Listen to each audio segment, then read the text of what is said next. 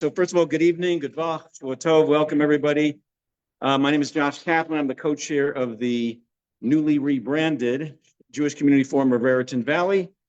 Thank you to my co-chair, Mark Abraham, who's sitting in the back running the Zoom session, who has chaired this series for the past several years. The Jewish Community Forum is a grassroots organization that brings topics of interest to the local community in Middlesex County, including East Brunswick, Highland Park, and Edison. And if you're interested in being part of the planning process or supporting us financially, please reach out to Mark or myself or visit our website. It's actually on this form, I believe,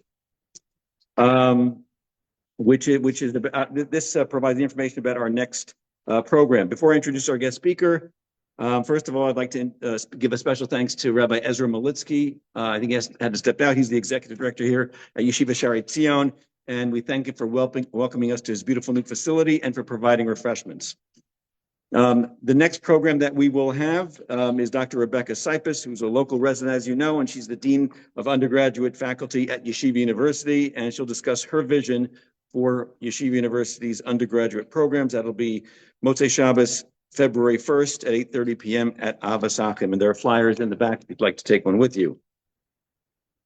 Our guest this evening, Rabbi Avi Schnall, is a rising star in the New Jersey political landscape and a leader in the Orthodox Jewish community.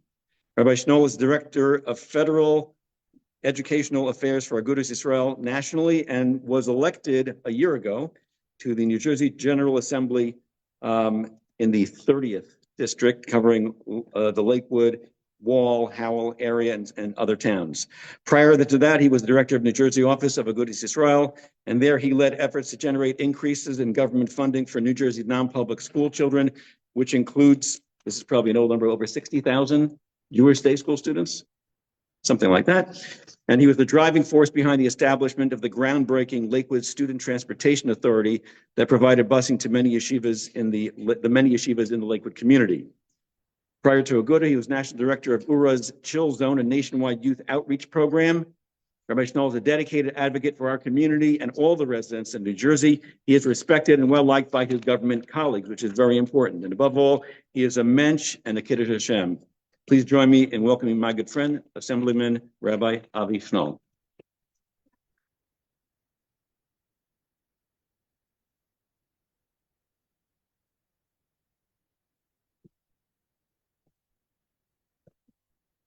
Yeah.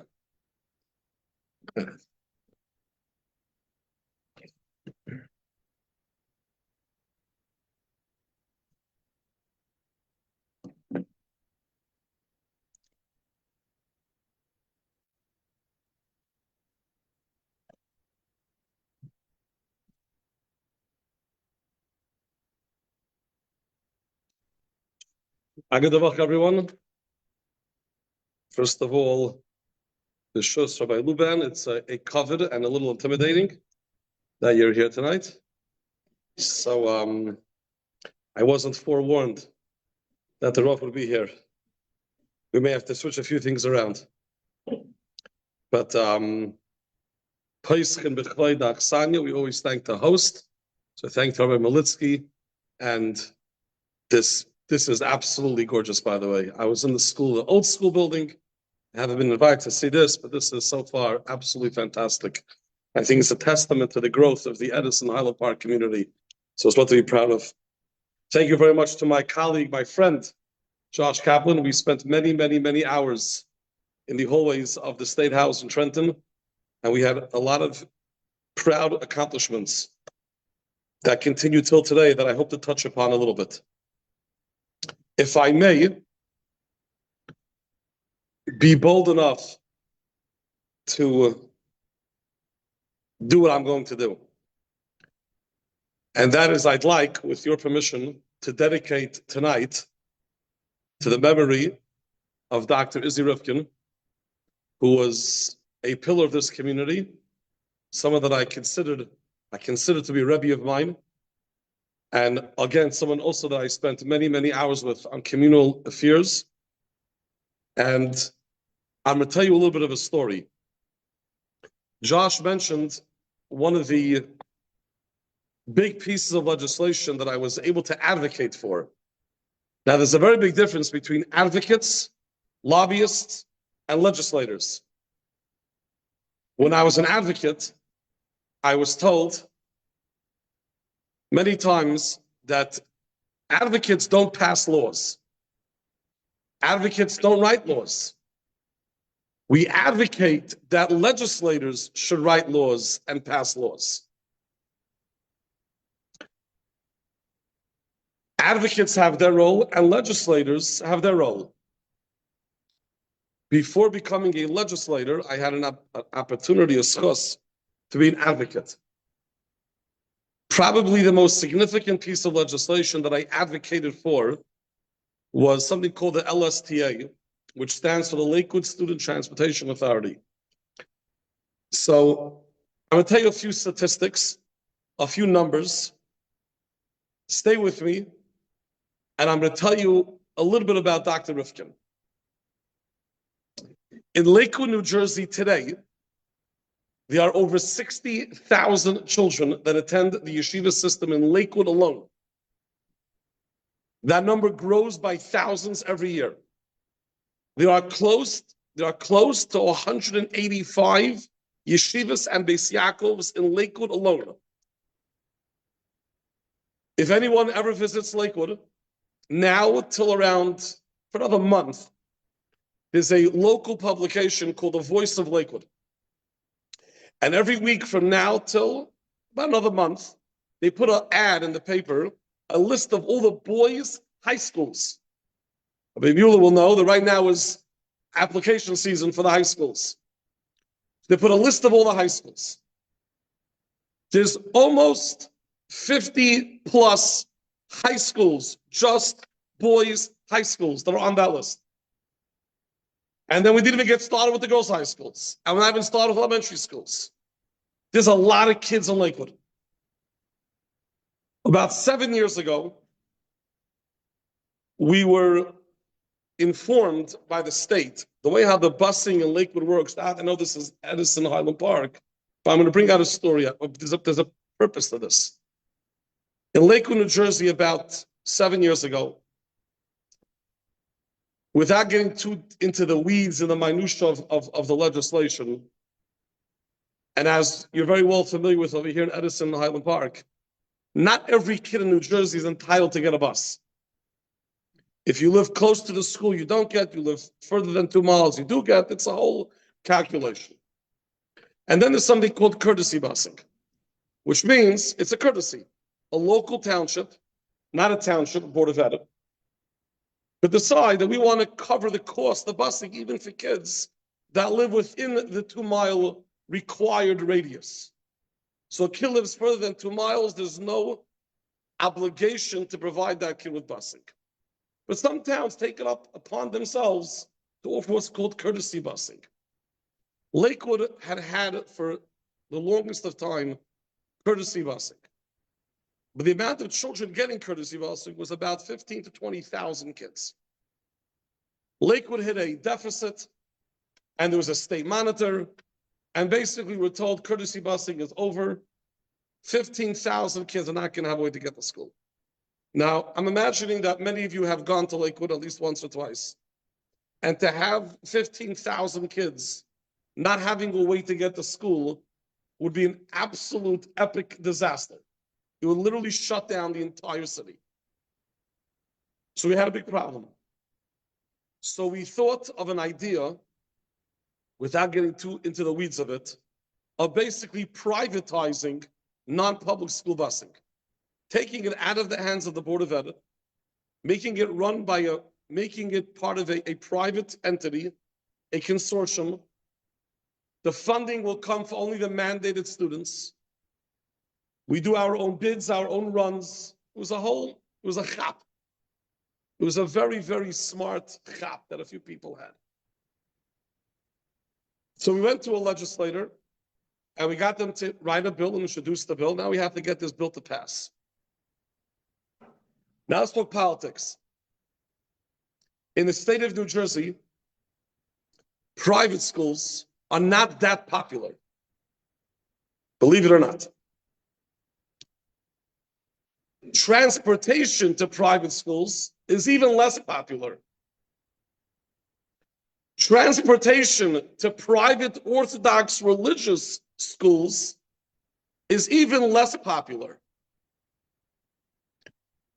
Transportation, courtesy transportation to private Orthodox religious Jewish schools in Lakewood is even less popular.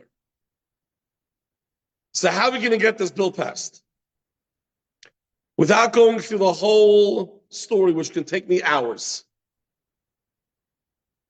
There was at that point, the Senate president was the guy by the name of Steve Sweeney, who's also now running for governor. He was the good friend of Lakewood. He is a good friend of Lakewood. And he was the Senate president. And he wanted to push this bill. So without going through all the stories of how it passed one committee, then it had to go through another committee, and had to pass in the assembly. Each one's a story by itself.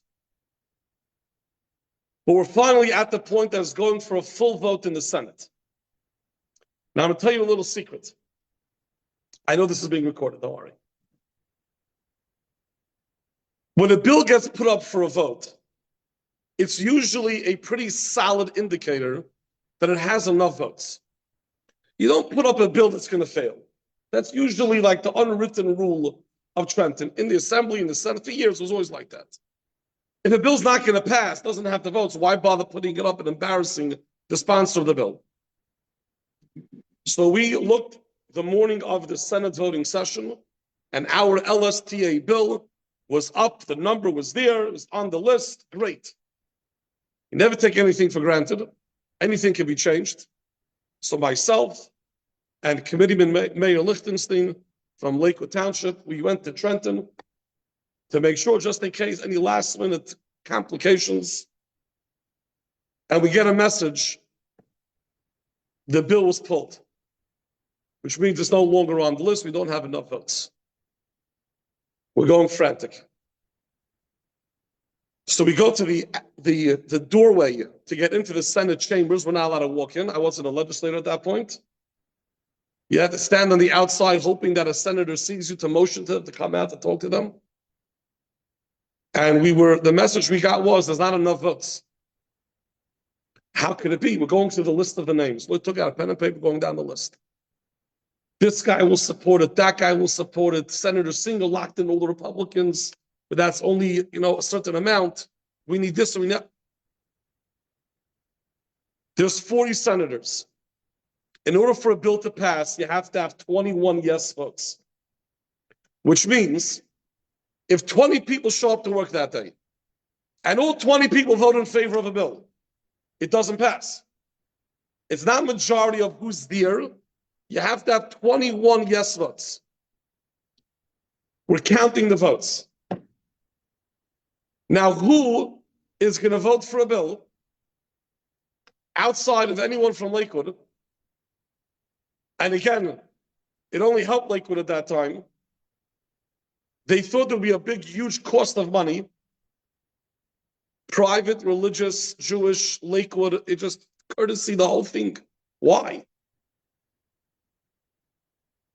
So I called up Dr. Izzy Rifkin.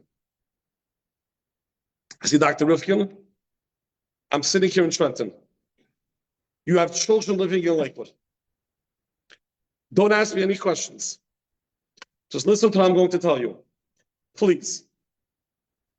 Your grandchildren will not have busing next year unless Senator Dognan votes on this busing bill. I need you to call Senator Dognan and get him to be a yes vote. Now,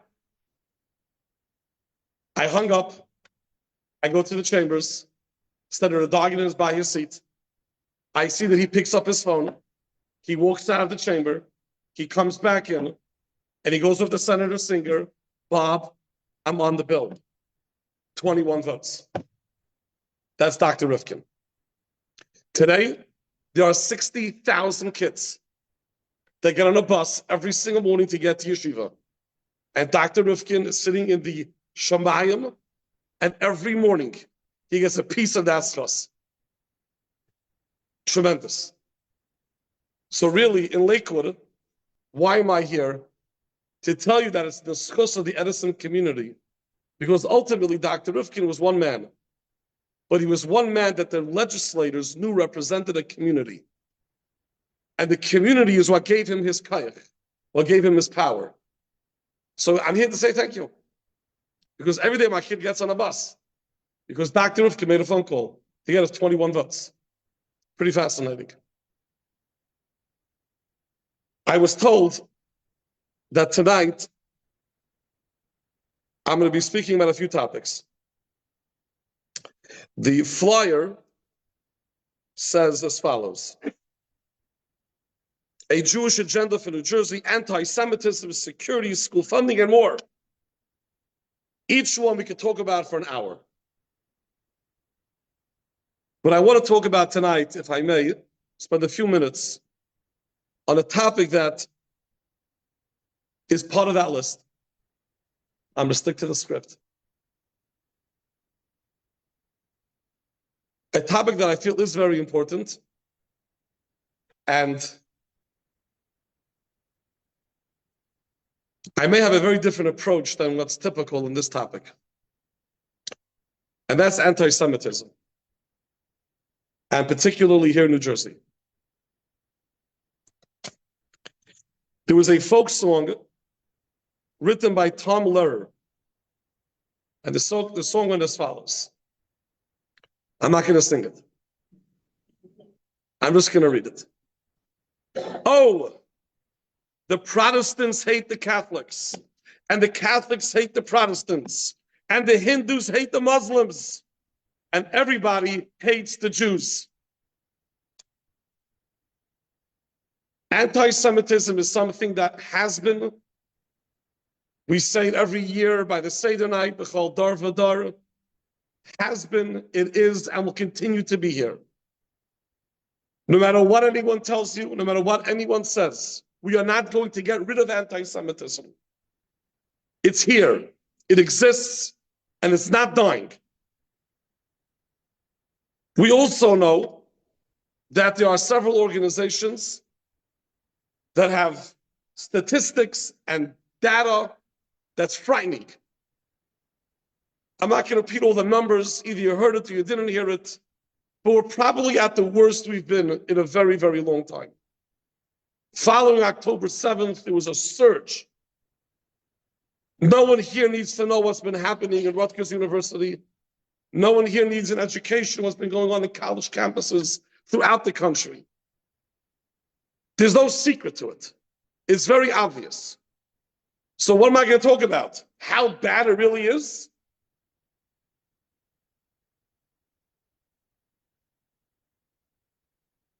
So B'shus the Rav, I'm going to say over a shtickle Torah.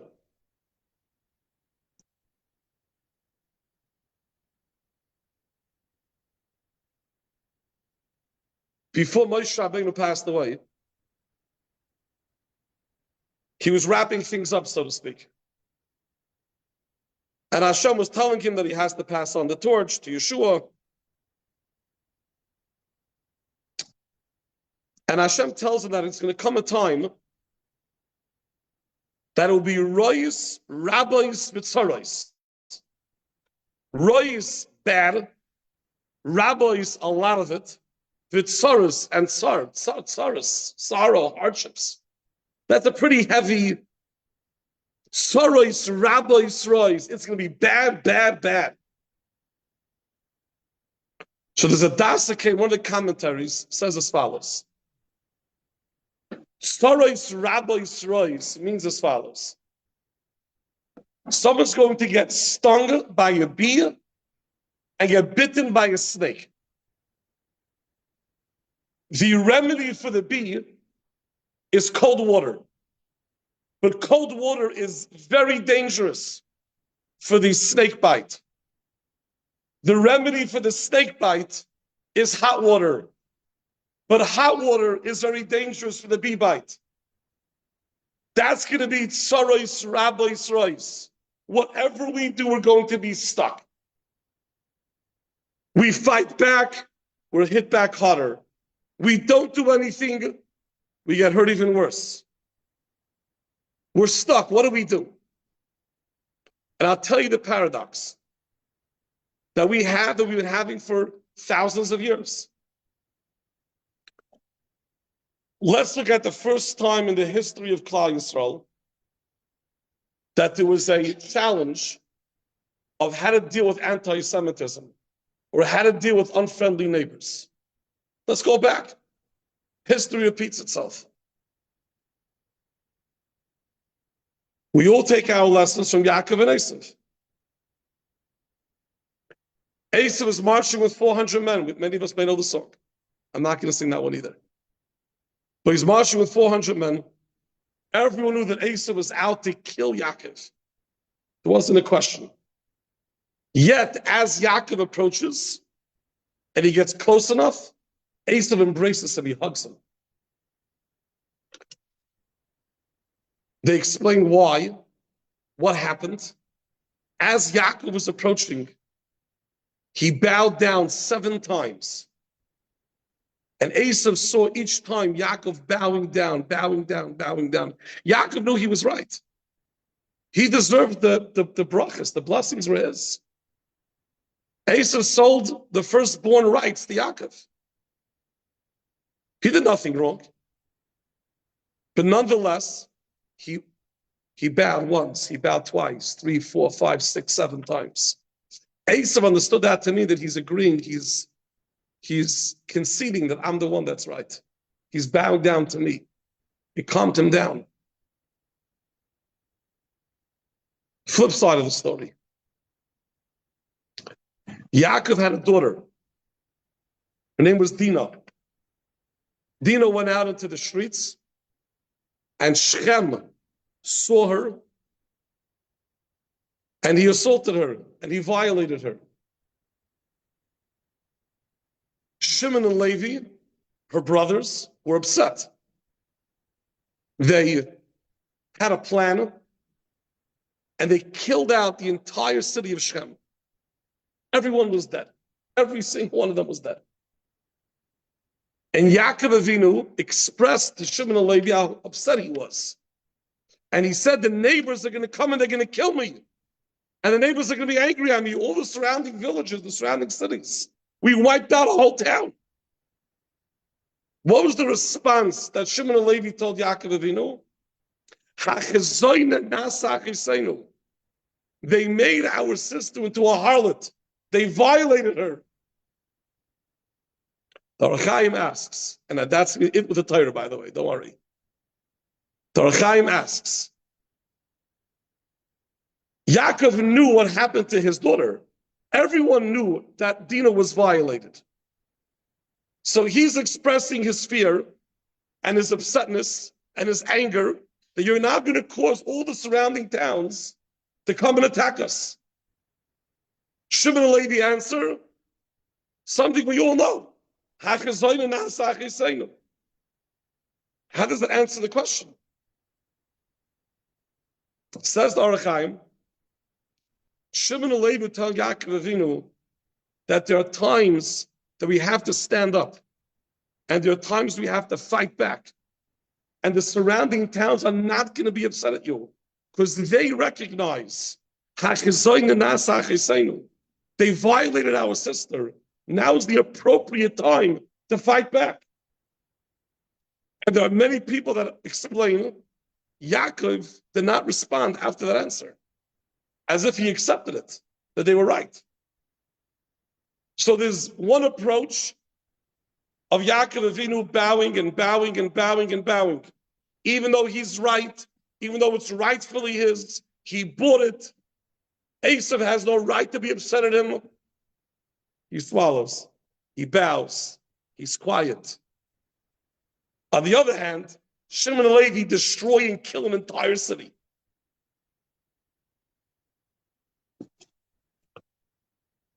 Two approaches. Hanukkah, we just finished. There was a war, and we won. Purim, in a few months, we didn't go to war. We went to the shuls and we davened. When do you go to war? When do you daven? When do we fight back? When do we protest? When do we demonstrate? Do we protest? Do we demonstrate? What do we do? A couple of years ago, I was asked to write an article in the Asbury Park Press. There was also at that time a rise in anti-Semitism, and they asked me to write an article. So before agreeing, I called up a Rosh Hashiva in Lakewood, Rav Reich, and I said, Rosh Hashiva, I was given an opportunity to write a front cover article in the Asbury Park Press on anti-Semitism. Should I do it? Should I not do it? What should I write? So he tells me, Avi, he has a very deep, heavy English accent. You should absolutely do it. And here's what you should write. They were probably expecting and hoping that I would write an article about how bad it is and how bad we're being treated and how terrible anti-Semitism is. What you're going to write in the paper is as follows. Jews have not had it this good for hundreds of years. Yes, there are statistics, and yes, there are stories, and yes, there are things that are scary. But at the end of the day, we do live in the land of the free and the home of the brave. At the end of the day, every house has a mezuzah on it. At the end of the day, there are shuls everywhere. At the end of the day, we have yeshivas, that we have autonomy. At the end of the day, we can do bris milas. At the end of the day, we can keep Shabbos. At the end of the day, if a guy fires an employee for going home on Shabbos, he can get sued. At the end of the day, we have rights given to us by the government that we never had before. We've never had it so good. So yes, there are stories, and yes, there are statistics, and yes, there's data, and yes, sometimes things are very scary. But we have to look at the other side. We've never had it this good. We've never had it this good. People ask me all the time, what's it like in Trenton since October 7th? What's happening in Trenton? What's happening in the government? Believe it or not, I don't have that great story to tell you. Nothing. After October 7th, on October 8th, I got well over a dozen phone calls and text messages from the members in the assembly, from the governor, the Senate president. Avi, thinking about you, praying for you. You have any family there? You have any friends there? Whatever you need.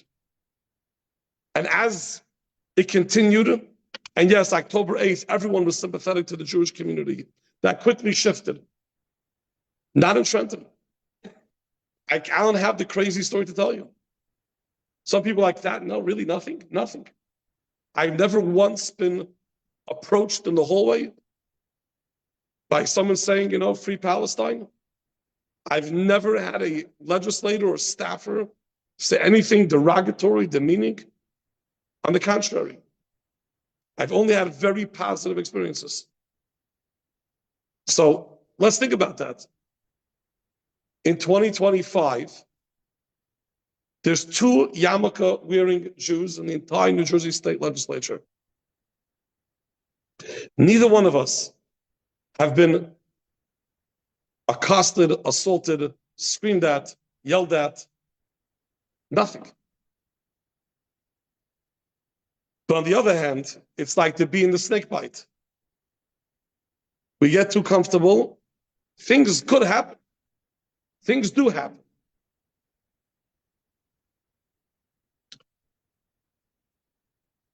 So here's the uncommon approach. It's not that bad. It's not that bad. And people, I've said this before recently, actually at an event with a bunch of college students. And they weren't so happy with what I was saying. Because their response to me was, well, 1939, they said the same thing. So they didn't. They really didn't. All 4 of my grandparents were Holocaust survivors. This is not 1939. Of course, anything can happen. And we daven that nothing should happen. But we have to be very grateful for where we are. About 2 weeks ago, in the chamber of the New Jersey State Assembly, I stood there with a menorah, with 6 Jewish legislators, and we lit the menorah, and I said over a whole Dvar Torah with the Beis Yosef's kasha, and we lit it, and we said a bracha. When were Jews able to do this? In a government building in Poland, they didn't do this. Never. Before 1930, in 1920 and 1910, they never did that.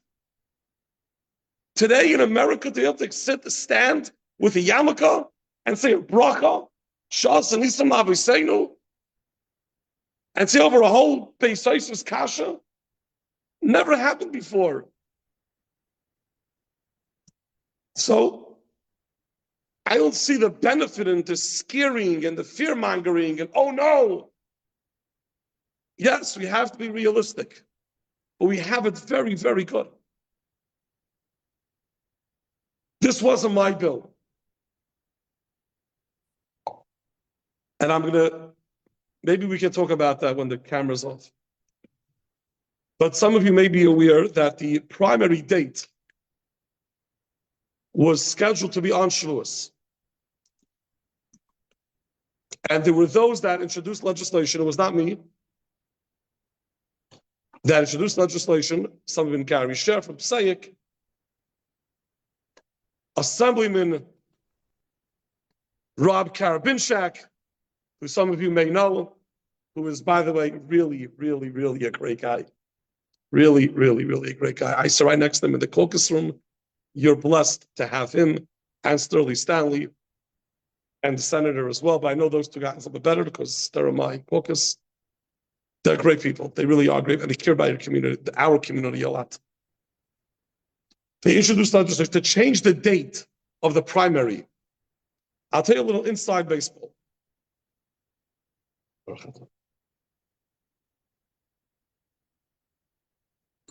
It was not an easy lift. And there were many that did not want to do it. Not because of anti-Semitism. For 3 reasons. Number 1, we have early voting. So what's the big deal? Just go early. Number 2, we have mail-in ballots. Number 3, if we do it for your community, every year some community can wake up and say, there's this, there's that. It's bad government. There were 3 real reasons why not to do it. Nonetheless, it was done. In Germany, in 1930 and 1925, they were not changing no dates for us, period. It's a pain in the neck to change the primary date. Every county has to now redo all their papers and their paperwork, and they have to reschedule different polling workers. It's a real pain in the neck. And by the way, 99% of the people in the state never even heard of Shavuos. What is that? Passover, we know. Hanukkah, we know. Sukkot, they see the huts all over the place. Purim, they see our costumes. No one knows what Shavuos is. No one knows what Shavuos. So all of a sudden, so I say the reason why this was a major reason, we now educated every Jew in the state that there's a holiday called Shavuos that they never knew about before. That to me was the biggest benefit of it. Forget about the votes, yes, vote not. We now gave free education to every non-observant Jew. Now knows there's a holiday called Shavuos. And maybe they learned about it. Maybe they'll celebrate it. Maybe halavai. But no, what is this? It's just some random holiday you picked out of a hat. And now we're going to change over the entire state. You know what it does for election dates, fundraising dates? It's a major overhaul. And it was done for an unknown religious Jewish holiday called Shavuot. That's the second day. And it only have one day. The whole thing is confusing. But they did it for us. This is not 1939. Why do I say that? Not to downplay what's really going on. I would never say this to a college student in Rutgers. What what happened to you is nothing. When it came to Rutgers and other places, I've been pretty vocal. And I've said things that were not politically correct to the president of Rutgers. And we've written letters. But for a klal, for a community, we have to be realistic in where we are. We have to be thankful where we are. But on the other hand, what is our role? What is our role as a religious community? So I want to say a few things. I have a list of 1, 2, 3 items. If you want to make change, you want to help, you want to really fight the anti-Semitism, I'll say this.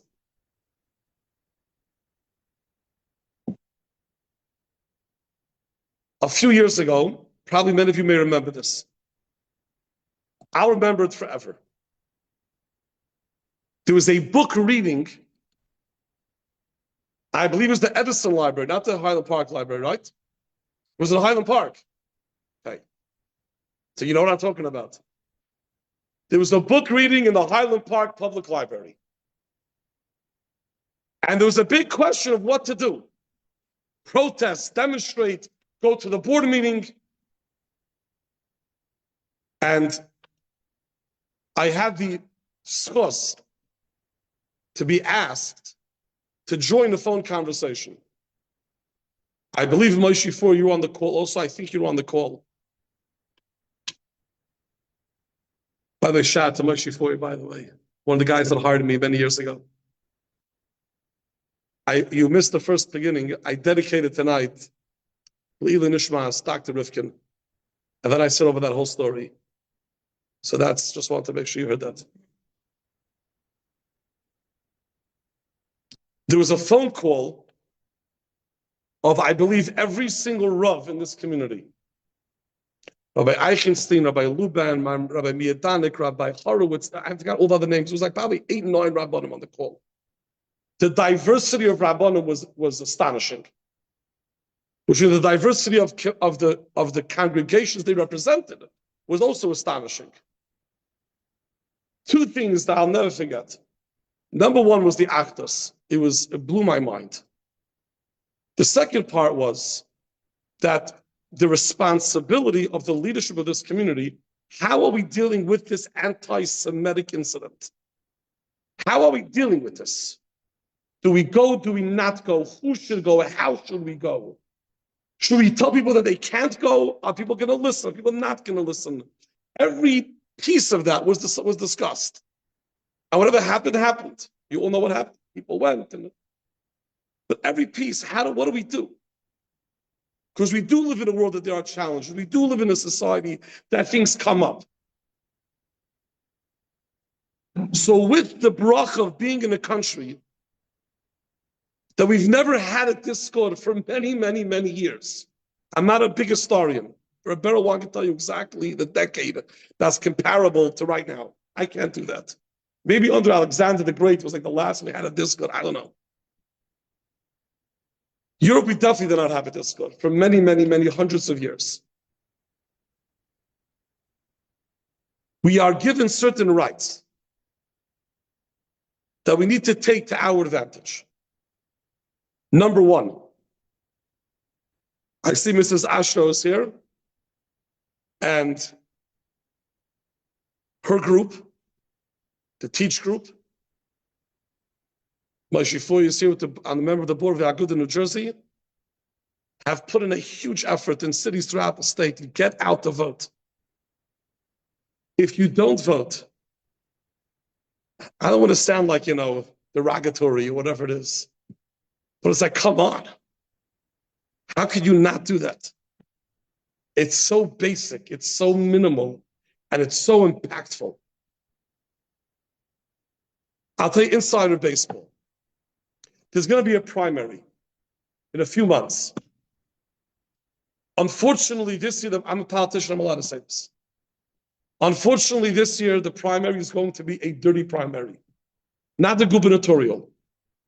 But there's one particular candidate, not speaking about him, but this is his strategy, that has found local people to run against the local assembly members. Part of his slate, as it's called. This never happened before. Whoever ran for governor, ran for governor. This is a new approach. But what's happening now is, this is the first time that many people that have been assembly members for a long time are now being challenged in a primary. Some may say, good, let them work for our vote. I get that, good point. There's also the first year, which this is going to be really politics, that we're having a primary without the line. Anyone here knows what the line is? The line, the mighty line. If you got on that line to count the endorsement, you basically won the election. Now the line is gone. So this is the first time that many assembly members are running, that are actually having a primary challenge, and there's no line to help them. They are terrified. I will tell you, many members of the assembly are terrified. And these are good people that have been very good to our community. And now all of a sudden they have this campaign that's flooding millions of dollars. You know how much it means to a representative of a community that has been there for us, that has helped us every step along the way? And he knows that the Orthodox community will come out on a primary that now has been moved. So we have no excuses. We better show up. After all that, we better show up. Otherwise, we're done. And we show up in hundreds of votes for a guy it means something. It means something. If we don't, it means something also.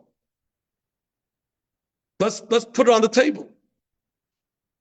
If I'm an assemblyman or a politician and I was there for your community, whatever I was asked, and now for the first time I'm having a primary challenge, and I don't have the line, and I need every vote. I think it's district, the number with District 16, but Dr. Fuse always say, District 16 or 18 has the highest turnout, and they don't show up, it's a slap in the face. I first got hired by the Agudath.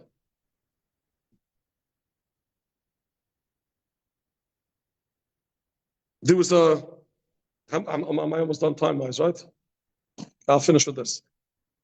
I got two more things. I got hired by the Agudath. A lady called up the Agudath. It was a terrible story. A girl called up the Agudath office.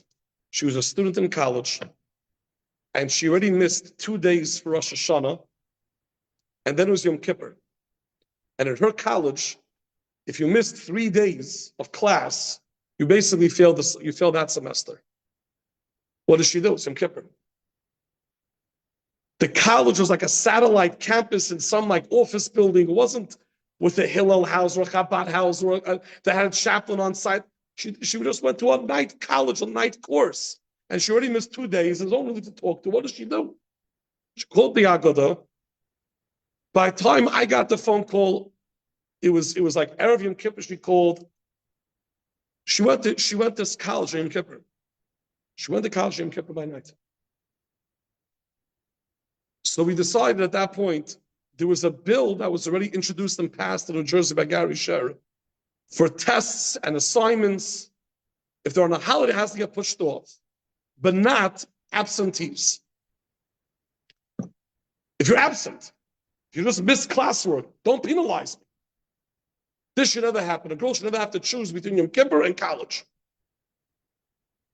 So I called Dr. Rifkin because at that point, Rob Karabinchak was on the Higher Education Committee. I said, Dr. Rifkin, I need to get a hold of Rob Karabinchak because he's in the Higher Ed Committee. He could push a bill through for us. We met in the Dunkin' Donuts, somewhere I'm assuming in Edison. A week later, the bill, what? Also Highland Park. Wow. All right. Met at a Dunkin' Donuts. The bill passed. We got it done. No questions asked. No, does it make sense? Of course. We have to vote. We have to vote. If we don't, we can't then expect anyone to do us any favors. And we need not favors, we need it. We desperately need it. Number two, I always say this, we have to show up. We have to be present. If there's committee meetings, if there's Board of Ed meetings, if there's an event in Trenton, and we need parents to come or community, show up. Civic engagement is priceless. What Asaf Shmuel did is incredible. What this community did to get Asaf Shmuel on the committee is incredible. A frum guy sitting there. There's two frum guys. It's incredible stuff. The value is enormous.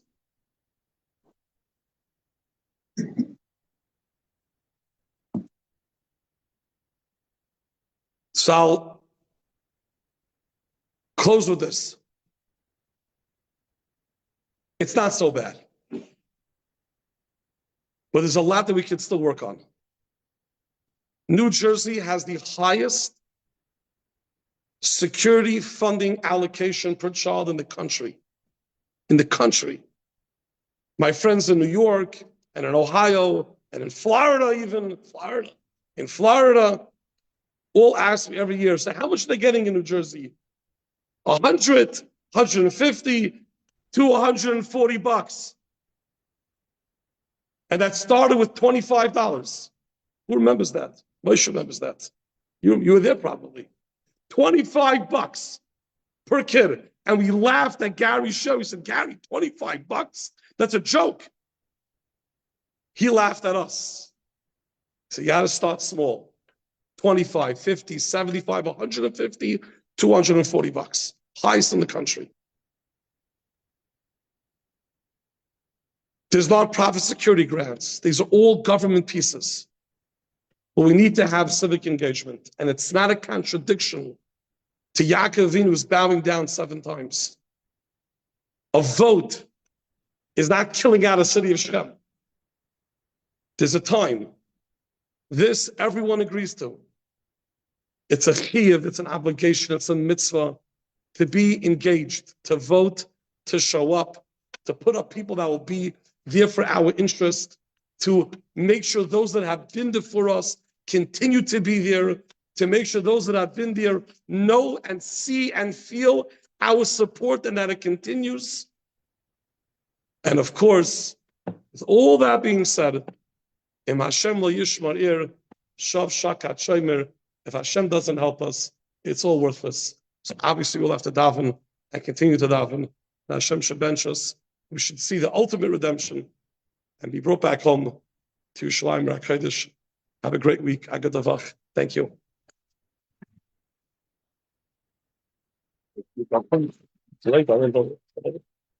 Whatever you want. Okay. So first of all, I want to thank Rabbi Schnall for coming up from Lakewood. This is his home night. This is his night out. So be nice to him. So just so you know, we have Matt Hale. I don't know if you were introduced from Highland Park. Yes. So we do have representation on both Edison and Highland Park, and I think Josh Fine was the other. Josh Fine, a former councilman. We've had a former mayor. So we've done well, hopefully, in civic engagement. I also want to just take a moment to thank, he's not here, but Yossi Stern, who built this facility and allowed us to come here and use the facilities. And we thank him very much for that. And I see Moshe Foyer is here, and a lot of Rabbi Wittenberg from AA. I'm not sure if there are others that I'll miss, but Rabbi Mueller from RJJ.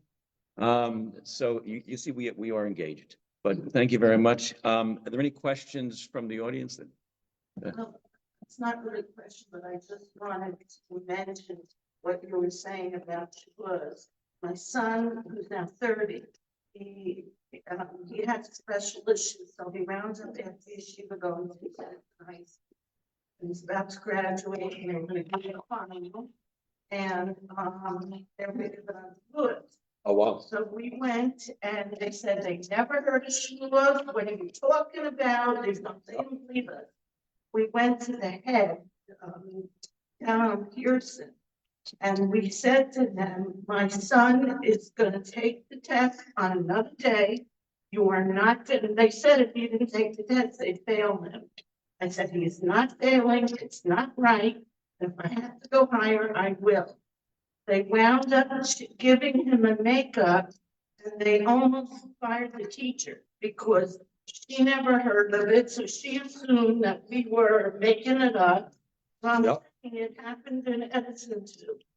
That's all what I wanted to say. All right, thank you. By the way, one of the things we've started, at least in Edison, is that members, people that are running on the Board of Education meet with representatives of various schools from both lines or, all three lines, whatever. We invite them to meet with us so that, and we do advocate with them on a regular basis.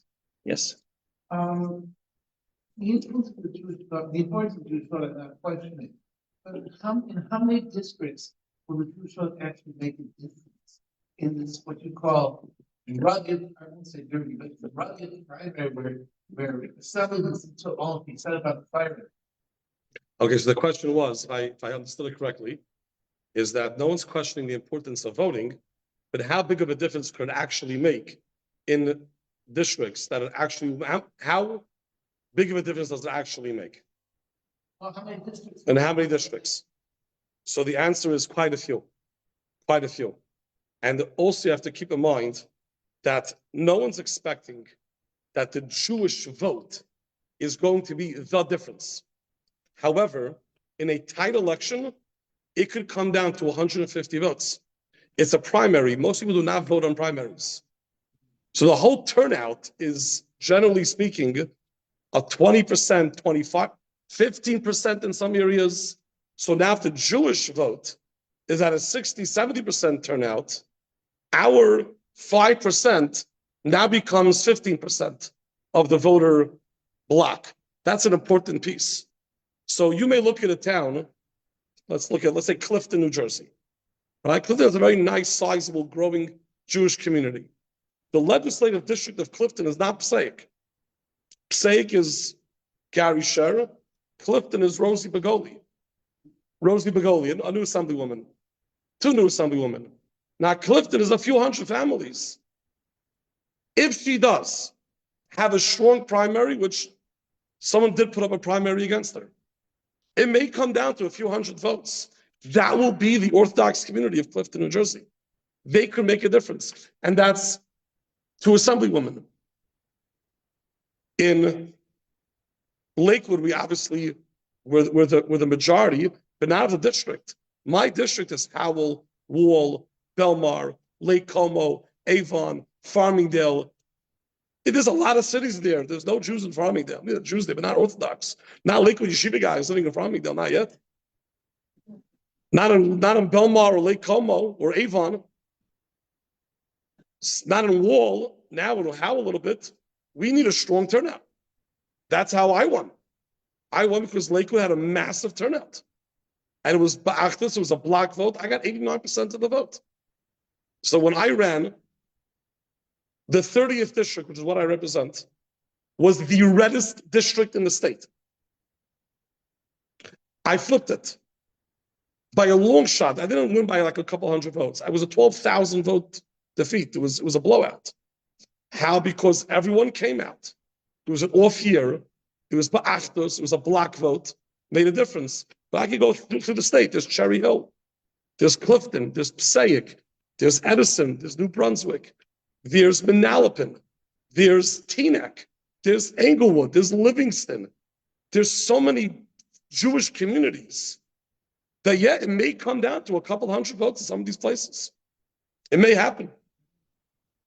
The ones that I mentioned to you, not every district has, but in many of them there are.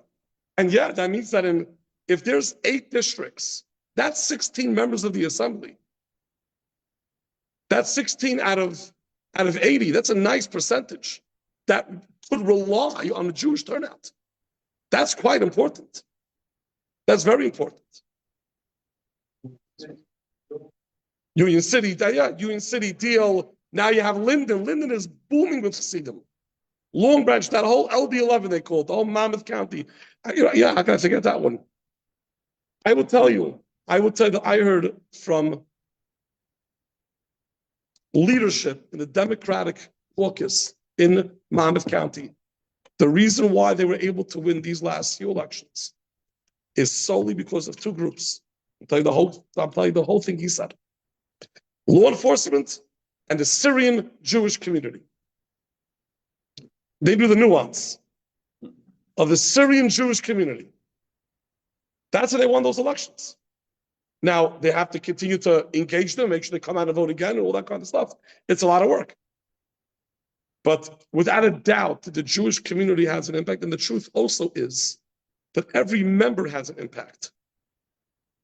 Every member has an impact for your community. So, for example, I'm one guy representing Lakewood. When I was running, people asked that question, what's one guy going to do? It's one guy. There's 80 people. What's one guy going to do? Everyone in the assembly needs each other. There have been, what I know of, I believe 8 or 9 bills that were big bills. Some were very controversial, they were all controversial, that passed by 41 votes. I'm the 41 vote.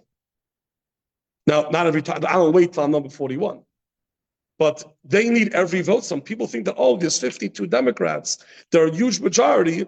They need every vote. Because there are serious bills that come down to 41. That means right now, I was told by other members, I can talk about this. There was a bill called the Oprah Bill, Open Public Records Act. Very controversial bill. Very controversial bill. It passed by 2 votes. Got 42 votes. 41 was myself. 42 was the guy, Sean Keane, who's my district mate. That I asked him to vote for this bill. And he did it. The majority told me, Avi, you know how this bill passed? Because you ran for office. Because there's no way any more Democrats would have voted for this bill. You were 41 or 42. And I knew it. I'm only one guy. But everyone needs each other. So every person that we have in the assembly that got in there because of the Orthodox vote is very valuable, especially to your community. Meaning your assembly members, they go to leadership and they say, I got to bring back to my community because they put me here. Whether that's school funding, whether that's other things we may need, whatever that may be. So it has a tremendous value. Thank you. First of all, thank you for the educational, entertaining, and informative discussion thus far. If I hit all those 3, that's pretty good. Thank you. Thank you, thank you. Not to judge anyone, but I thought there aren't maybe so many people who have a lot of children right now in school. For me, the main reason for joining today was to find out something, hopefully positive news or just discussion about school vouchers. So Not vouchers. We don't say vouchers. Whatever. Vouchers. It's still funny. I just heard What's vouchers? What's vouchers? Who says that word, vouchers? Oof. Oh. Point is, take some time if you have to discuss that, and with the new president, whether that will impact or what the new situation is. I was interested. Okay, that's a fair question. We could do a whole session just on that, by the way. I was hoping that would be it. I read the flip-flop. I said anti-Semitism #1. So I covered 1. I know. I'm just it's a fair question. It's legit. We should discuss it. 2 things. So when Josh introduced me, I have 2 titles. I'm an Assemblyman in the state of New Jersey. I also have the privilege of being the Director of Federal Education Affairs for Agudath Israel, which means my primary job there is to work on federal education programs. So I'm going to take off the assembly hat for a minute and I'll put on the Agudath hat. And you're going to understand why. There was a big push in New Jersey. And there still is a big push in New Jersey. And people are still working on this, and I know who's in the room. And something may happen. We were closer than we've ever been in New Jersey. There was a bill, scholarship bill, tax credit scholarship bill, that I look at as a positive outcome. Why? Because at the end of the day, about 20 Democrat members of the legislature put their names on a scholarship bill. That's pretty incredible. Now, for the guy paying tuition, he doesn't care how many names on. I've got to pay my bills. I get that. But I'm telling you what we're holding. The fact that we had a bill that had 20 members of the Democratic caucus that traditionally are not into school choice, and of those members, chairwoman of the Budget Committee in the Assembly, chair of the Education Committee in the Senate, speaker pro tempos, deputy speakers, leadership members, policy chair. We had heavy hitters. That means it's not dead in New Jersey. We have to re-strategize, and we have to figure out, now we know what we could do. We now saw the pushback. We now also saw what we may have thought was worked out, may not have been worked out. It was a huge educational experiment. Let's call it that. I'm making it much lighter than it is, but let's, to make it easy words. We now see who our allies are and who are not our allies. We now know all those pieces. We also now know that there's a governor's race happening. And in 6 months, it's a primary. And that the outcome of that gubernatorial election will ultimately be the decider of what the future of scholarship has in New Jersey, period. If someone wins that is an outspoken opposer of school choice in non-public schools, we're probably not going to get it. If the person that wins is someone that is supportive of the idea, we have hope. If it's someone that speaks openly and publicly about it, we have a lot more hope. Right now it comes through the next governor is. That's where it comes down to. But with that, we also know, number one is who the, let's use simple terms, the friends and the non-friends. We figured out a lot with that. But now you're asking tachlis, my tuition bills. So now I'm going to shift to the federal level. Without getting political, I'm going to tell you the facts.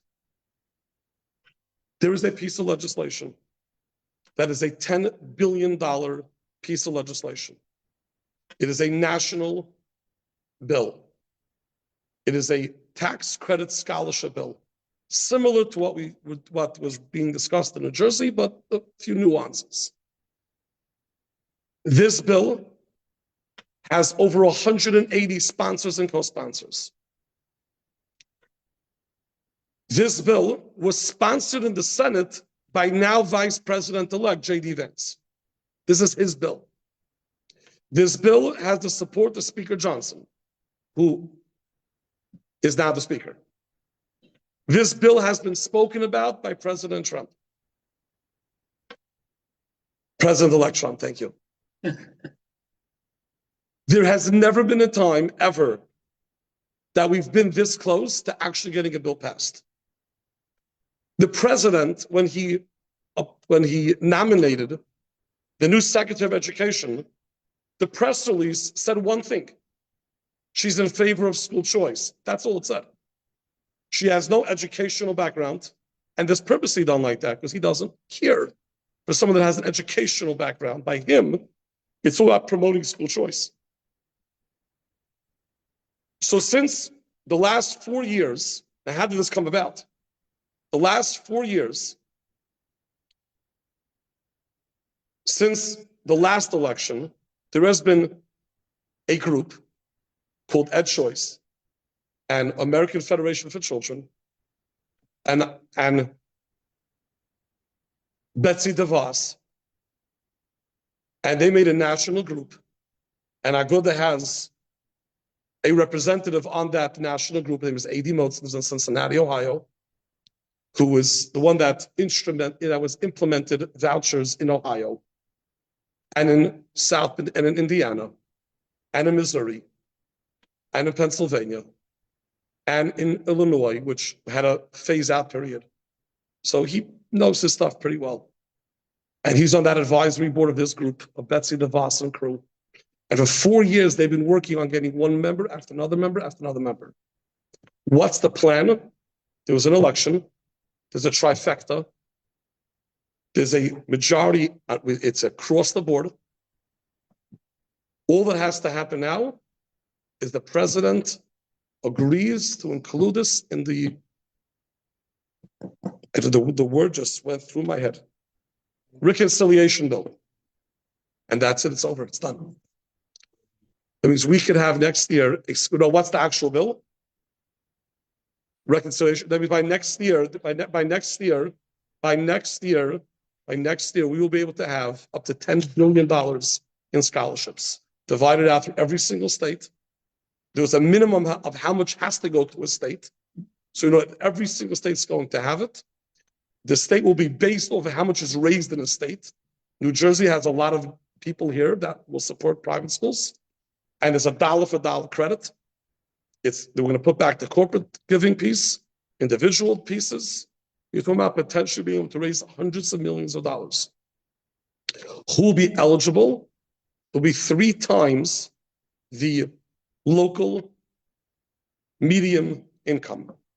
That means in Lakewood, I don't know the numbers for Edison, I'm sorry. But in Lakewood, you could be making up to $360,000 and be eligible for a full scholarship. How much will the scholarship be? Depending on how much that organization raises. So if an organization raises, to be what's called SGOs, scholarship granting organizations. These SGOs will go raise money from taxpayers. That instead of paying your taxes, you donate to this organization, dollar for dollar credit, not deductions, a credit. So it's everyone's going to give. Whoever has a real job that they're really making money, not guys that just somehow don't make any money, but they have a lot of money. People that get real, W-2s and they pay taxes, everyone's going to give. Every corporation is going to give. So we'll raise a lot of money, and depending on that, depending on how many people are eligible, and depending on how many SGOs there could be $6,000 scholarships, there could be $10,000 scholarships, there could be $15,000 scholarships. There's no limit. It's all how much is raised and how many people are eligible. You may have a sliding scale. If I go to a school with tuition, there's $20,000. Maybe the scholarships, there should be more. If I go to a school with tuition in Lakewood, which is $8,000, I don't need a $15,000 scholarship. People are worried, but then the schools are all going to raise tuition. Good point. We can make in the SGOs, the organizations can make rules like they have in Ohio. In Ohio, if you get a voucher, you cannot charge more than the voucher. Period. So whoever's getting a voucher in Ohio, they're not paying tuition. The SGO can say, we're going to give scholarships to schools that will not raise tuition. There you go, you're protected. So I don't believe this is a pipe dream. I was in Washington many times. I sat when the House Ways and Means Committee voted on this bill. This bill actually had a committee vote and passed with a lot of very passionate Congress members fighting for this. And I sat there through the 5-hour meeting till they got to our vote. And I went afterwards to all the members to thank them. They're pushing this. This is their life dream for some of these people. And we have an opportunity of a lifetime. This doesn't happen. They're going to trifecta like this. It all comes down to how much and how high in the priority list does Donald Trump put this. So I think from our community, this should be our #1 focus at a national level, nothing else. Don't confuse things. We're there, we're at the door. Just get it done. It's $10 billion, it's nothing for a federal government. It's nothing. But for us, $10 billion is insane. That's a rupture. Yes. There's one more question, and then Rabbi Schnall said he'll stay afterwards for a little bit. You can do more questions if I want. So everybody wants. I'm ready. People need to leave. Okay. If anyone wants to leave, they'll leave. Thank you, by the way.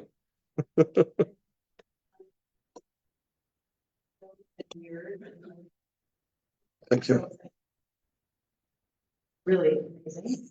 I just wanted to, I raised my hand when I thought you were done with your answer, but I just wanted to add on to the answer about the question about the votes. It's ultimately, it's not just who's being elected to, for the primary and for other elections, but the vote, the power of our block, our voting block, affects everything. It affects, if there are issues that come up, and we need bills passed, and we need our elected officials to stand up against anti-Semitism, for example.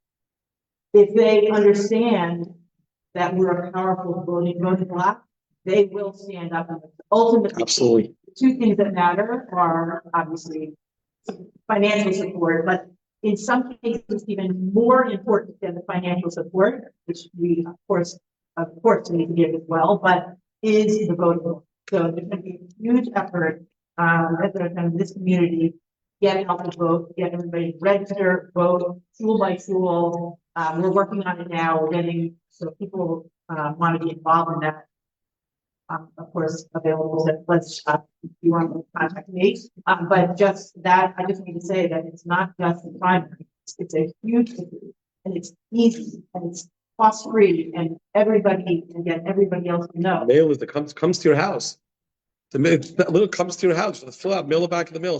There's really no excuse for it anymore. I was add on, Leslie, one point that you maybe can't say, because I'm a politician. Also, putting that hat back on. That yes, it's important to vote 1,000%. And our vote is our voice. All that's 1,000% true.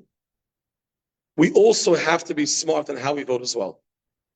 That's also an important point. We do have to, our friends have to know that we have their back as well. Meaning, for argument's sake, if this whole community came out, and I have no doubt you're going to do a great job and everyone's going to come out and vote, and we vote for the wrong person, it's a question mark. It's a question mark. That's why there's Baruch Hashem, a group called the Kehillah, and they do a very big service. They give endorsements, and I'm all for endorsements, and I'm not sure if teachers are going to do endorsements or not. They also, okay, there'll be endorsements, and we need to look at those endorsements. And if we're fragmented, it's also a question mark, especially for those that have been with us. We have to show that. It's a very important piece. So, all right. Yes. Next question. From the back. In the back. The Rutgers vote by the Sacramento community impact, the vote, right? Clarify which vote you're talking about. There's a few votes that I come to mind. Faculty vote again, supporting BDS. Supporting BDS. I mean, it's against the state law. Correct. So it's a zero. It's absolutely a zero because they can't go against the state law. And the state of New Jersey has an anti-BDS law that was voted on by a huge majority of the legislature. I believe from the few that actually voted against, they're no longer even there anymore. So there's maybe a couple, a handful, not even a handful. But so no, they have. It's absolutely no. It's purely semantics. It's purely fluff. It's noise. It's maybe to make a couple of students happy, which is horrible because it's wrong on many reasons, but it has no implication at all. The state of New Jersey, not only that, but the state of New Jersey was actually tested under anti-BDS law, I believe twice. One I for sure know, that all of us probably are familiar with, the Ben & Jerry's.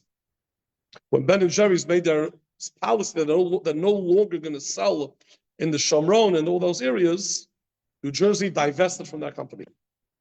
And it was a test because many states, you can pass laws.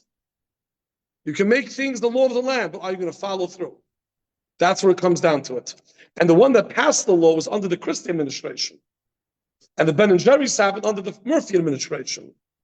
Now, Governor Murphy could have been, it's not my law, he could have dragged his feet, he could have schlepped it out, they got to investigate, we have to see if it really is, if it's not. Right away, he divested, immediately. We should. I will tell you one thing. When the president of Rutgers, who has resigned, so now it's already it's water under the bridge. It's over, so to speak, because there's a new person coming in. You got to see who that new guy is going to be, and what he's going to be, and we have to give him a little time to sort of find his path. But there was a assembly hearing. But it was by the budget hearing of higher education, all the different higher ed presidents came to testify, and he came, and several assembly members did a very, very good job on questioning him very strongly.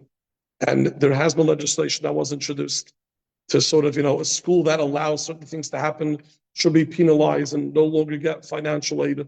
It's hard for these things to go, I think 1,000%, 100%, we have to investigate more in where our taxpayer money is going when it comes to universities and who's the faculty and who's paying for this stuff.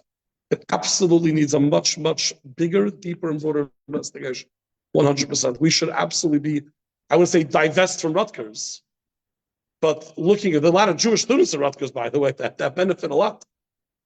So I wouldn't, do a blanket statement like that, but there definitely is a lot of question marks that have not gotten good answers at all, that I think we have to continue to push. But there's a new president, so let's sort of see how that plays itself out, and then we take it from there.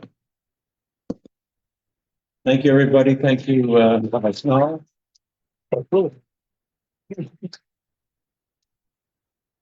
And please enjoy the refreshments, and he'll stay here for a little bit to greet people.